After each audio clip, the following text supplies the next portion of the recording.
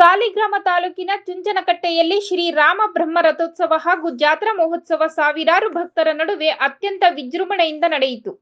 ಸದ್ಯ ರಥೋತ್ಸವಕ್ಕೆ ಶಾಸಕ ಡಿ. ರವಿಶಂಕರ್ ವಿಶೇಷ ಪೂಜೆ ಸಲ್ಲಿಸುವ ಮೂಲಕ ಚಾಲನೆ ನೀಡಿದರು. ಈ ವೇಳೆ ರಥಕ್ಕೆ ಹಣ್ಣು ಜವನವನ್ನು ಎಸೆಯುವ ಮೂಲಕ ಭಕ್ತರುಗಳು ತಮ್ಮ ಇಷ್ಟಾರ್ಥ ಸಿದ್ಧಿಗಾಗಿ ಪ್ರಾರ್ಥಿಸಿದರು.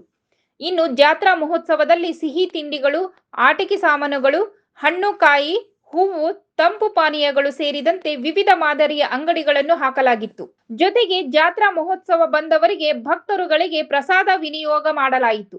ಇದೇ ವೇಳೆ ರಥೋತ್ಸವದಲ್ಲಿ ವಿವಿಧ ಕ್ಷೇತ್ರಗಳ ಪೂಜ್ಯ ಸ್ವಾಮಿಗಳು, ಜನಪ್ರತಿನಿಧಿಗಳು, ಅಧಿಕಾರಿಗಳು, ಮುಖಂಡರುಗಳು, ಮೈಸೂರು, ಮಂಡ್ಯ, ಕೊಡಗು, ಹಾಸನ, ಚಾಮರಾಜನಗರ, ಬೆಂಗಳೂರು, ತುಮಕೂರು ಸೇರಿದಂತೆ ಹಲವು ಭಾಗಗಳ ಭಕ್ತರು ಅಪಾರ ಸಂಖ್ಯೆಯಲ್ಲಿ ಪಾಲ್ಗೊಂಡಿದ್ದರು.